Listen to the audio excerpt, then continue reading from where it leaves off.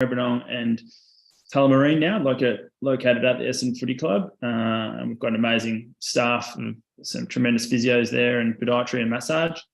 So just love working with those guys. They're all fantastic operators. And so really lucky to have just like quality staff there.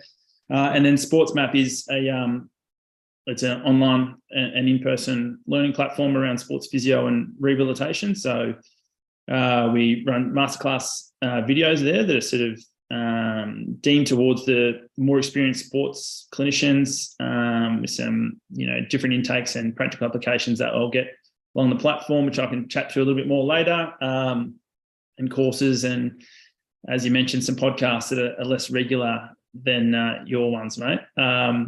And I guess where all that started for me, being a physio, I was started off doing some sports science way back in at Vic Uni, and it was actually, I wasn't too sure what I wanted to do as a career or where I was at. And I remember a mate, his name was James George Jensen, and he just one day walked in and said, "Yeah, I just got into physio. I'm going to start doing physio." And that was after the first year of sports science, and I was a bit put back by that. I didn't know that was possible, and I said, "Oh, that sounds pretty awesome. I might just do that." And then, so for the year, just sort of knuckled down with studying a few things, and went to physio from there, and studied in Perth, where I was there and played footy for 8 years over there, and commenced sort of work in the physio space and did some physio work in the Waffle as well. And then that timed nicely with a return back to Melbourne, where I'm from, and started working at Essendon. So as in the rehab role, which started there for a couple of years, and then worked as, I guess, the 2IC physio for 4 years. And then here we are today, and just balanced a little bit of the clinic work with the footy, and it's been a really great experience. Yeah, awesome, mate. And you mentioned your friend there that opened up your thought to move sides from sports science to physiotherapy, but who have also been some strong influences from a, I guess, more sports physio point of view since working in elite sport over the last few years.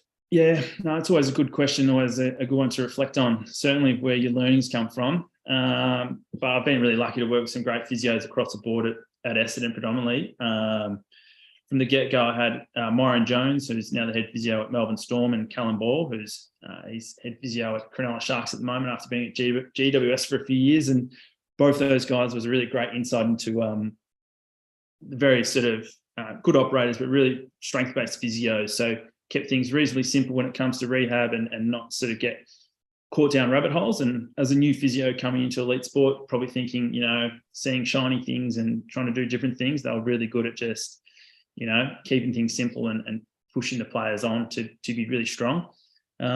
Peter Blanche worked with for a year there, who then followed on to Brisbane. Obviously, Peter's known for his work around, loading acute to chronic predominantly. But just another guy that, blended the science of managing pain and the athlete's emotion, as well as, a really great take on ensuring the athletes have, really high loads to, I guess, create a more robust athlete that is less likely to break down. So obviously some fantastic learnings from Peter over the year, and then and still have a good connection with him to this day. And then probably more recently, guys like Dave Rundle work with, who's just a great person, really diplomatic in the way he goes about his day-to-day operation as a physio, measured, great hands-on therapist, really organised sports physio. So again, many learnings from him. I guess probably one of the guys who had the most influence on the way I practice as a physio, breaking things down, was Edna King, having spent some time with him overseas, and also worked through with an athlete or two with him, and he's done some courses there at SportsMap. And probably just the way he thinks, but also the way he coaches, exercises, attention to detail on what he's trying to get from those, has probably been the real game changer for me in how I was doing things to how I do it now, with a little bit more systematic approach to the way I'd rehab certain things. So, and he's well renowned for what he does, and as I said, probably had the biggest influence on the way I do different pieces day to day. And then I still think, guys I'll just work with routinely, like Wadey, who we chatted about before, who did a podcast with the other day. It was great to first work with him at Essendon. Jezza Sullivan, who's a weights coach, some great stuff. Sean Murphy, Justin Crowe was at the club for a few years. It's high performance when I first started there. So all those guys have been really great. Alex Occasion now in a rehab space. So that's probably more a professional standpoint. But, if I'd say anyone, it'd be my wife, Jess, who's probably really made sure I'm generally ticking things along nicely. So that's probably be the main influence I've to this date in time. Yeah, it was what stood out to me was a good blend between exposure to physios that you mentioned with a unique skill set and different strengths, like from a strength-based physiotherapist and really valuing building robustness in athletes to someone who was more on the sports science side of things, managing their loads across the week, and then the importance of course, of the craft of the physio with treatment and diagnostics. Like for physios listening in that might be studying or early on in their career, there's a fair bit to learn, particularly if you want to work in elite sport and you need to be across, like you mentioned, from a rehab point of view, strength, conditioning, sports science, and then of course your physio craft. Where would you recommend starting with those different disciplines? Yeah, it's a good one. Like, it's funny if it goes a different way to a few of the early physios, let's say I work with, that were really, finesse about one or two little things around whether it was, that would really influence the way I practice and change probably what I'm doing today. So thankful and lucky for the guys I have worked with through that time. If I was a younger physio now, I think first and foremost, it's just about getting exposure. Like the greater amount of exposure you can have in a sports setting, the better. And we're hiring at Essendon at the moment, and you'd like to see just the fact that someone has embedded themselves within a program, whether that's typically a semi-professional program, VFL, WAFL, TAC, or that's in the football sphere. But both to show that they're keen and willingness to actually, because we know it's hard from a time point of view to get there in the afternoons and do that. So it shows an element of work ethic and passion, but it also gives you that exposure just to see lots of stuff and see more injuries and know how that sort of management system works around working with a number of different athletes, integrating with coaches and things like that. So that's probably first and foremost.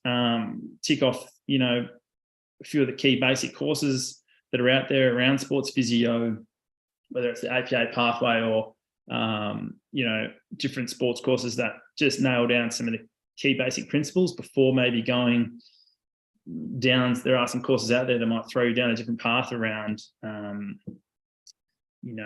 won't go into too much detail of what there might be, but I think just, your big rocks early would be my advice, and just get as much learning as you can off people who you think in industry or general physio as you can. So as much informal and formal PD, and just gather as much information as you can. And over time, I think you'll start to pull the pieces out of all that and start to create, I guess, the physio practitioner that is really you, and then work from there.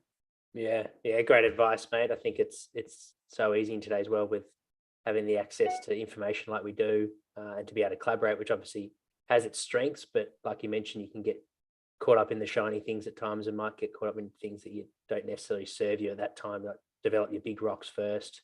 So as a physiotherapist, what would be those like key pillars, if you like, to be able to work in elite sport, do you think, while you are gaining experience at local community level or elite sport? What would be some key areas to knuckle down and get really good at first before going into other different modalities? Yep. I think, as I said, alluded to before, probably some of that, the ability to have attention to detail in coaching and picking up subtle changes in sport. So for me, that applies to just being really clear and systematic in your process of like screening in quotation marks, but just in assessing an athlete or the person in front of you. If you're looking at, say, hip range of motion and hip strength, but what balance does that have, and what are you taking away from that, and how are you then going to implement a program and change or to optimize?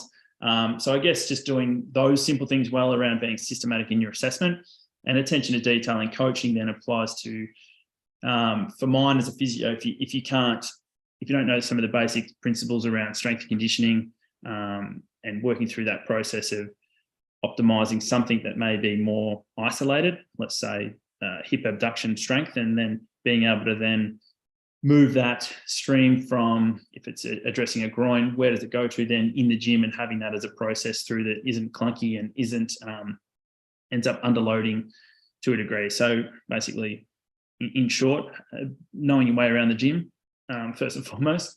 And then, clearly in sport, I think as a physio, decision-making is paramount, and that's where some of those early exposures in semi-professional sport probably give that level of exposure to where you become a key decision maker, because of you might be the sole medical or practitioner that is there to collaborate with the coaches. So, being really clear in your systematic process and thought around decision making. And for me, that's just taking time to get all the information you need from all the sources, and from player and staff, other staff and coaches, and making a really contextual decision that's everyone's on board with, and then moving on from there. So I guess the process around that and knowing where you fit in the team in order to do that would be probably the couple of key ones. And always don't forget balance. I think just as a physio in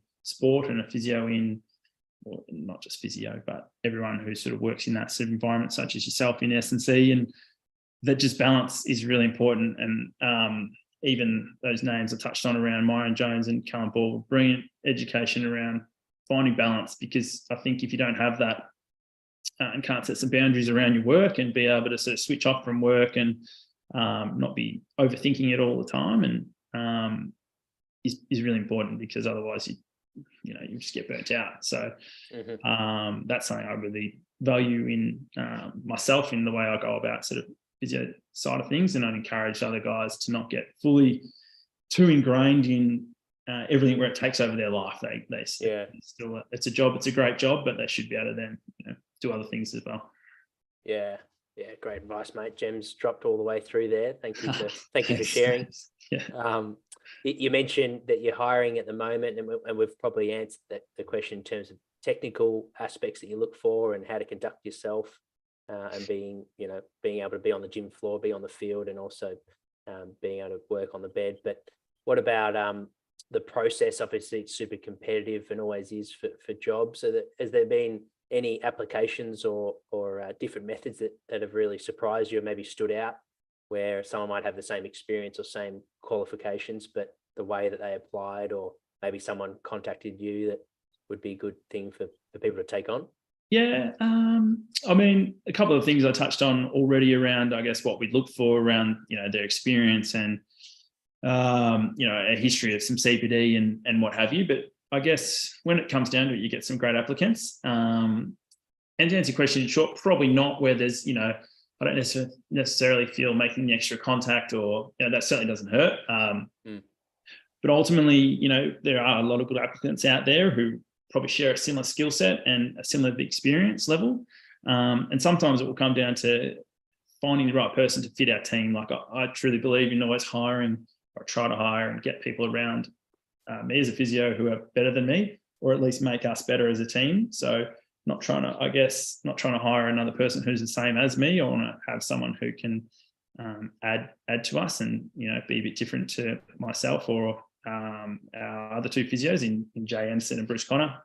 So that's sort of when it might come down to it. It's about the personality and someone who can bring energy, but also fit our team nicely and add to it. So, that's the difficult thing, because like a lot of industries, it might not be purely based on all the experience and work you did. It's just the right person at the right time to fit us. So I guess we'll get through an interview process and get them to present back to us on a few things, and we'll go from there. Yep. No, thanks for sharing, mate. And going back to your journey, you mentioned how you travelled over to Perth to study and picked up some experience in the waffle, and then obviously came back and worked your way up at Essendon, now in a lead role. For those looking to get their first opportunity at the next level, whether it be from community semi-professional or semi-professional to pro, what would be some of your ways to, I guess, gain that first foot in the door when you haven't quite got a strong networking base necessarily? Yeah, it's a good one. And I guess, we talked about the pathway there, about being, I guess, if you're in the pathway for long enough. So, and in Victoria, apologies for those who don't involved in AFL football, it might be a different sort of stream of sport. But essentially, if you're involved in the pathway of whether it's TAC Cup, if that's what it's still called, into VFL or waffle or sandful. And because if AFL is your ultimate where you want to get to within sport, if you're in that zone, then you're going to be, if you're around long enough, you will be able to network, and there'll be networks and people you'll cross paths with. And then you'll get opportunities to reach out to people and get to meet them and know them. And I think that helps without doubt. If you know the person hiring on a personal level, you're going to put you ahead of other people, unfortunately, and that's probably just the way it is. But, I think there's that component. There's the sports physio, sports masters pathway, which I think these days being such a competitive market to get into it. And if you're a younger physio, and by young, I mean, probably under 40, you almost need to have done the sports masters just to get a look in a lot of the time, just because if 20 people have done it and 20 people haven't, there's probably 20 who have are going to be ahead, unless it's a really specialized role. So, experience in the field, get to know people, maybe go down the sports masters part, stay on top of all the learning, network where you can. Yep. And what role does screening and monitoring play when it comes to influencing AFL athletes and their training management? Yeah, so I guess this is more based around you're referencing now we're sort of working in AFL on a day-to-day, and people often throw out screening or that sort of stuff a lot of the time, and sometimes I think that gets misrepresented as screening at the start of the season and look at lots of stuff, and sort of ends up in a drawer or in a filing cabinet or a file these days, and not much comes of it. And I think as a physio working, if you're semi-professional or elite, I think it's paramount where that sort of screening or monitoring, again in quotation marks, fits. And from our end, it's about knowing the change in what you see in an athlete on a week-to-week basis and what may or may not indicate a response to their training. So, in my head and the way the system I would put things down to is your the primary prevention, secondary prevention, and tertiary prevention, and that comes from a trip model. But I think guys like Martin Wallen have talked a fair bit about to this, Paula Charlton, and even Matt Wallen, who recently has done some work in writing around this to sort of, I guess, translate that from the research model to how it can be applied practically. So I recommend people to have a look through that. Primary references to prevention strategies that the whole group would get. High-speed running, everyone would obviously need to hit a quota of high-speed running per week, or it might be they do a certain set of Nordics or adductor loading or what have you that we know has good evidence base around reducing the risk mitigation of prominent injuries within football. So that's primary. Secondary prevention is, I guess, where I see probably the physio space sit, and that's where this monitoring space sits. So, for instance, its ability to try to pick up pathology or early onset pathology before it becomes an issue or an injury or pain. Example being that is used regularly in sport is the groin squeeze, which may be used a day or 2 days post a game, and monitoring the groin or adductor power output and flagging if you see either pain become a part of that test or a drop in a certain amount of power.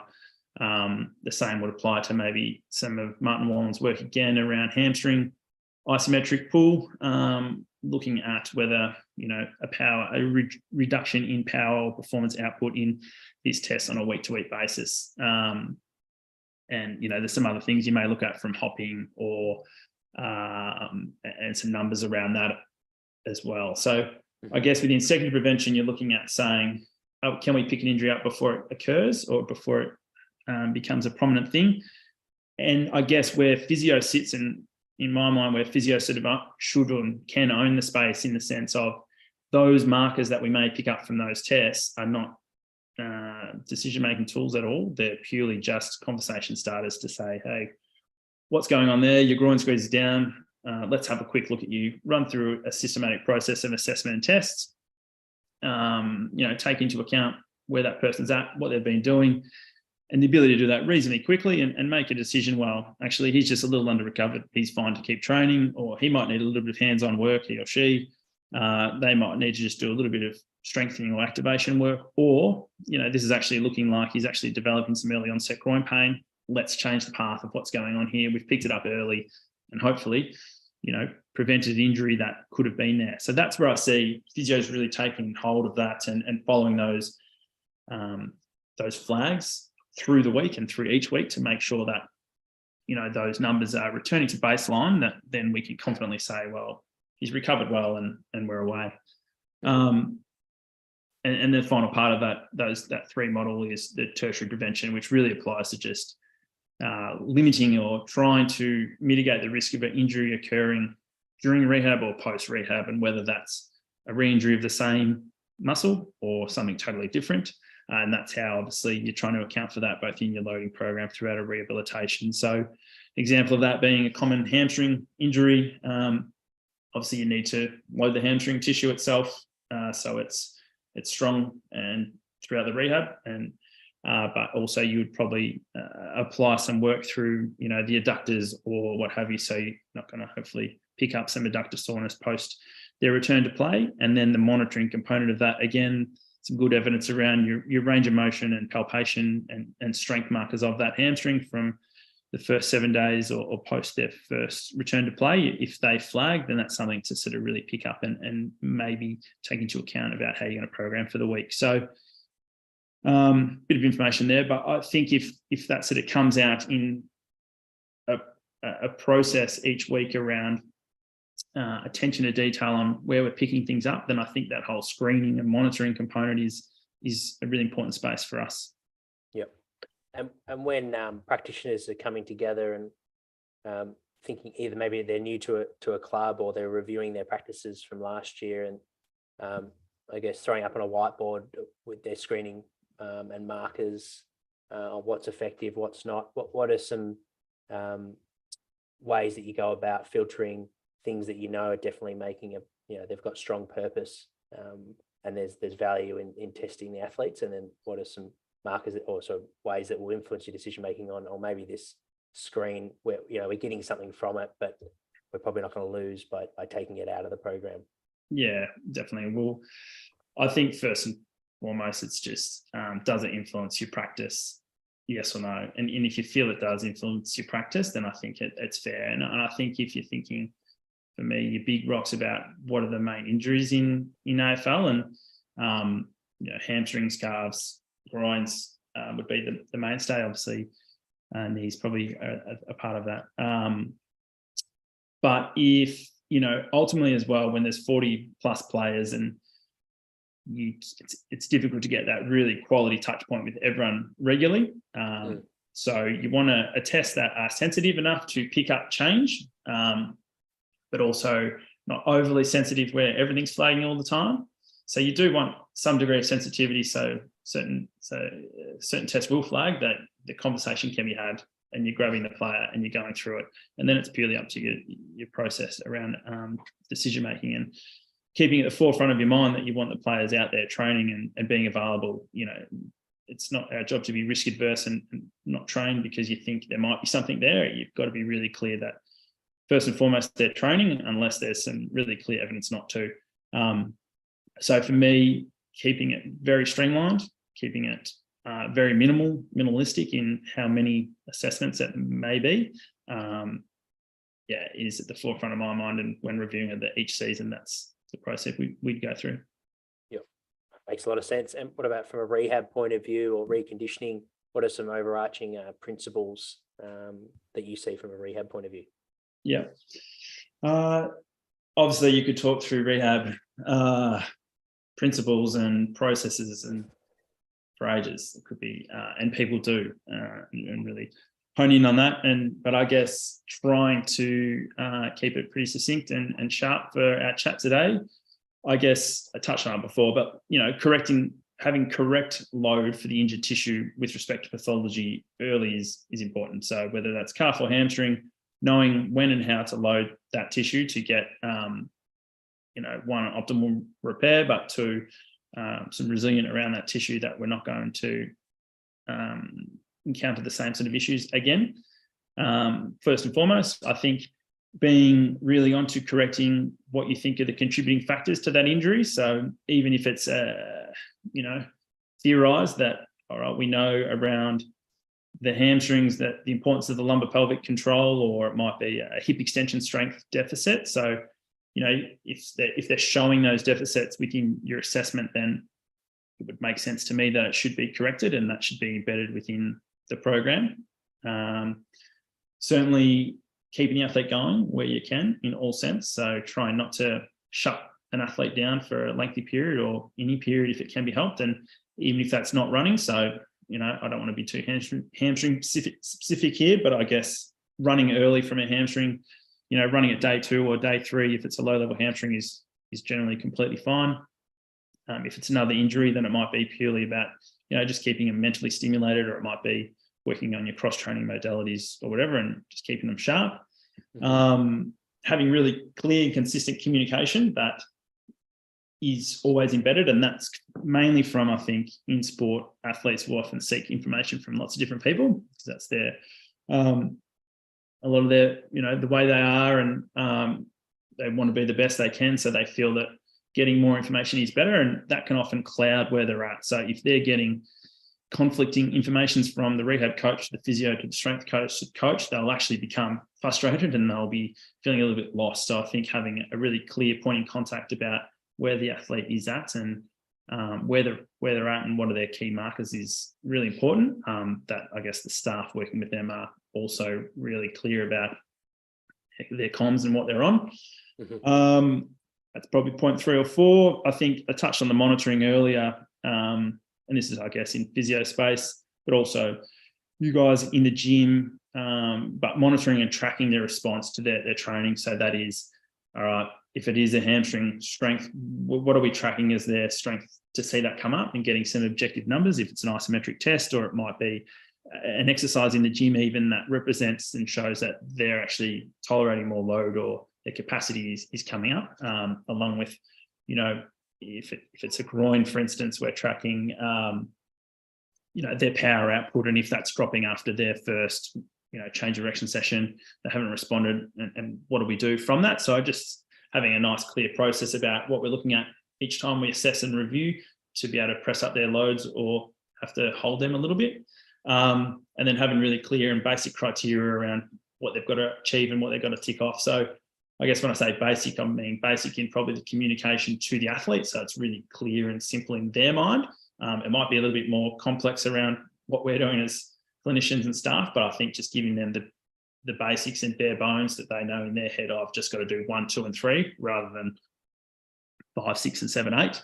And then finally, I guess paramount is just getting back to playing and performing as soon as you can, but in a mode that's safe, and safe meaning that they just don't get re-injured ideally. So that would be my sort of, I guess, key frameworks around some of the things I would work closely with in the rehab space.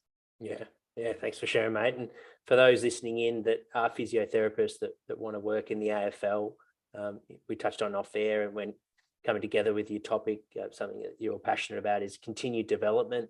Do you want to, before we go into maybe some of the things you're doing at the clinic and also SportsMap, but to start with, why is that something that you think is so important for physios working in the AFL to strive for continued development?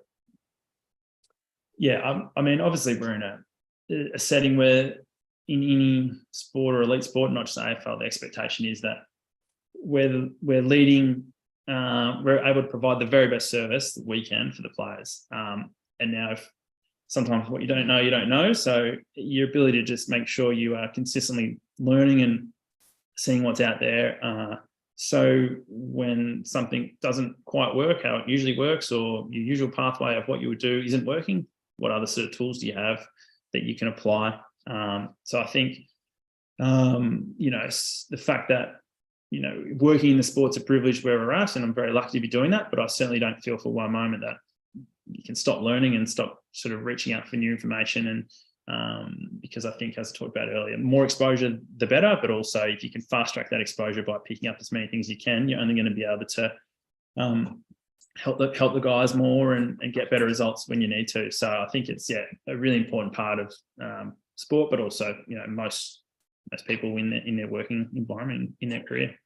Yeah. Introduce us to SportsMap, mate. Is that's a good segue for it?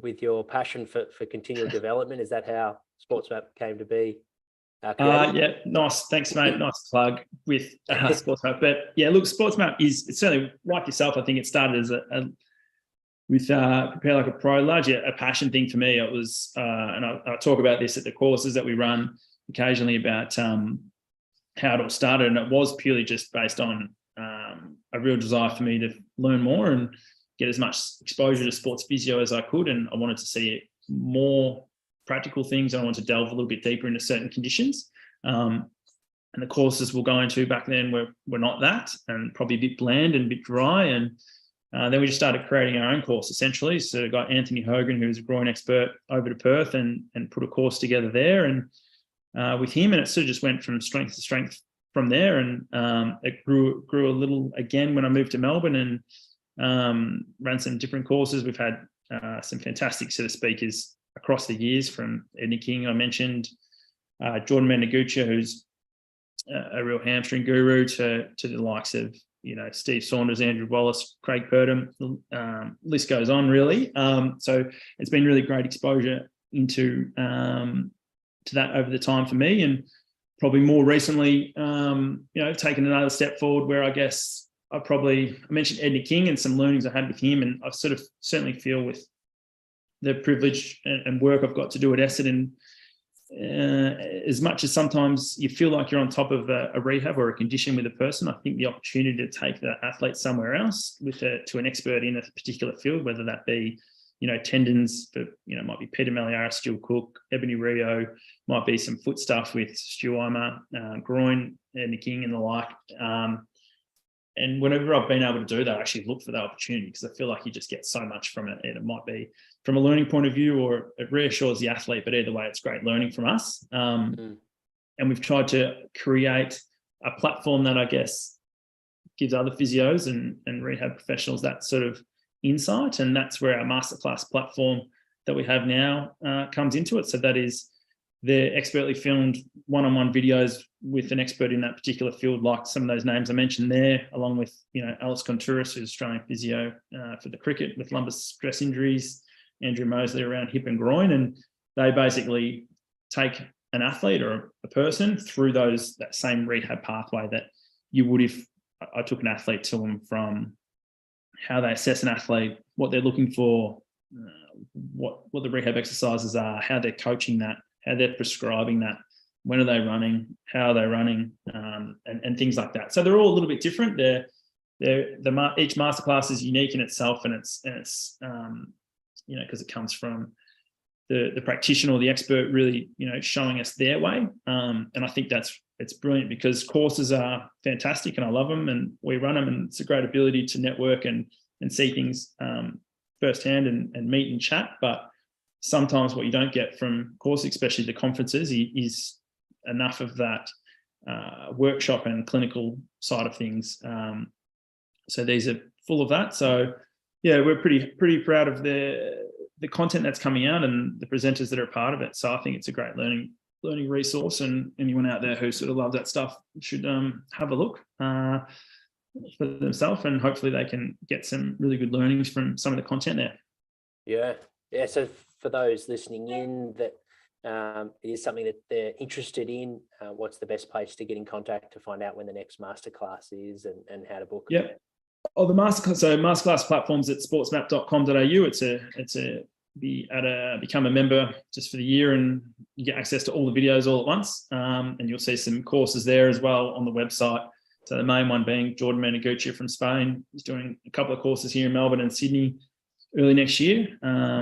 We've got probably a couple of new courses to announce coming out soon, which are exciting. And you can listen to, as I said, a podcast that is far less regular than yours, but there's a few podcasts there as well, but more so we probably hone in on some different injuries and some rehab and things like that. So some easy learnings as you drive to work.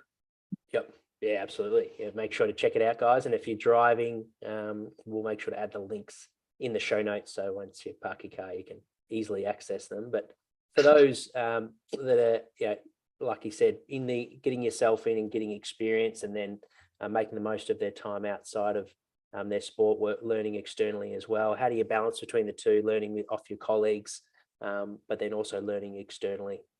Implementing it with your athletes. Yeah, as sort of, some of that has come through already, I guess, a little around, the fantastic learnings you get from people you work with, and from the strength coaches to, the psych and dietitian to the other physios. I'm constantly learning off the guys who work. As I said, Jay Anderson, Bruce Connor, and other physios, I still learn off them. Brady Green was with us last year. Tremendous resource. I think Connor Daly, you had on one of your podcasts recently, and him and Murph and the guys. So I'm constantly learning off everyone, the doctors, Pat Sunderland and Brendan Morton. So very, very lucky to have great resources to always build off there. Bruce Reed a number of years ago was a fantastic person to learn from for me. And yeah, as I said, I think still as much that's an essential part, and to sort of push myself to then still get other insights from people outside our walls, I think is great for me. It promotes a time for reflection on exactly what I'm doing. And it's hard to do that when you're busy year on year or throughout the season. So sometimes the ability to stop and have someone sort of critique your work is a great way to reflect on what you're doing. It sparks a lot of thought, and it sort of motivates you to sort of push on and try to get better, because you sort of see some areas that you need to get better at. So, and I guess for me, I do that via whether that's, occasionally using some second opinions or getting someone in to present to us, a phone call, listening to podcasts, so as well, certainly reading just some articles and things like that. Often I just scroll through Twitter and see what you like from, some of the new research coming out is these days the easiest and best way to sort of get access to some of that stuff. So hard to fit it in at times, but at least a couple of times a week, throw a podcast on or have a bit of a read of something that's, it just keeps it ticking along. So it's almost just a part of the routine now for me. Yep. And then for when it's a significant change in philosophy, do you hold and wait until sort of an end of year time to discuss that with the department, or is there a way that you feel that you can actually transition that and put into practice straight away? How do you mean there? Is that in if someone came in and had something that was different? Is that what you're sort of referring to? Yeah, I guess maybe if you're getting some external advice from a player that's injured, and there might be a hamstring injury, and it's just different management to what's been done in the past. Do you feel I'll go with your gut there and just act straight away what's best for the athlete, or is it something where at times you sort of have to hold and respect how the department's gone in the past and continue? Yeah, I think it's certainly a balance, isn't it? I think certainly if you're getting some input, ultimately, you're the not the gatekeeper, but it's your job. It's you're employed to make sure that athlete gets the best care, the best program, the best service, and you can get inputs to it externally. And I think that's helpful, but it doesn't necessarily mean you need to take every component of it and change the way you do things. I think you've got to really back your own program in and back what you're doing, which I think we do. And then, if you can add little bits here and pieces there that sort of optimize that, then I think year on year, for me, it's not so much about, it's rare that something would come in and change the way you do things, but it might be subtle variances or small additions here or slight changes there that just evolve in the way you do things year on year. So I think I've been in the club now for 8 years and certainly feel that every year, it evolves. 4 years ago, I would have had like a hamstring rehab template and it'd be different now. And it wasn't bad then, but I think just thinks it's better now. And same with the calf. So I think it was good then, but I think it's better now. And that's taking in a lot of the different inputs from people we've worked with to other people to just learning to just developing as a physio over time. So I think it's just that evolution. Yep. And moving over to more of the business side of things, how do you go about, you talked about life balance. Obviously it's a constant challenge for those working elite sport, let alone when you've got your own 2 side hustles going on at the same time. How do you go about balancing life outside of work? Yeah, well, I just had a smile with my wife, who's my month-old daughter over there. I think the balance is pretty good.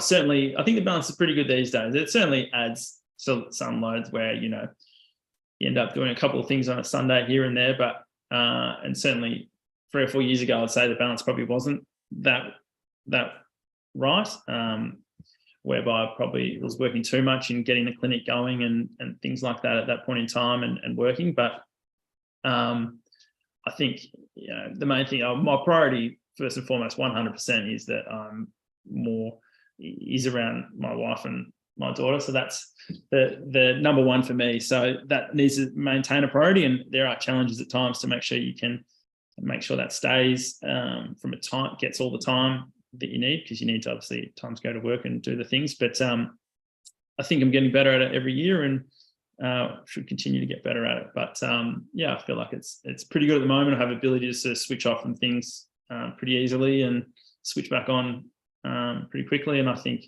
as I said, just having some nice boundaries at work around when I'm on and when I'm off is really helpful with Essendon. I love the work there, but I've seen people get really,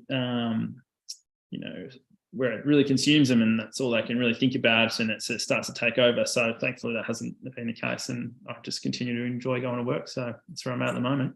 Yeah, and no doubt, like, to achieve what you have to put in the work and put in the hours. So I'm sure in reflection, there's periods of time where you, like you said, you just got to get it done and put in the time setting things up. But in terms of boundaries for those, like, I guess, developing skills to be able to switch off, like you said, so you can be the best practitioner you can be, as well as the best husband and family member. What are some important boundaries that you've brought in that if you've found are effective?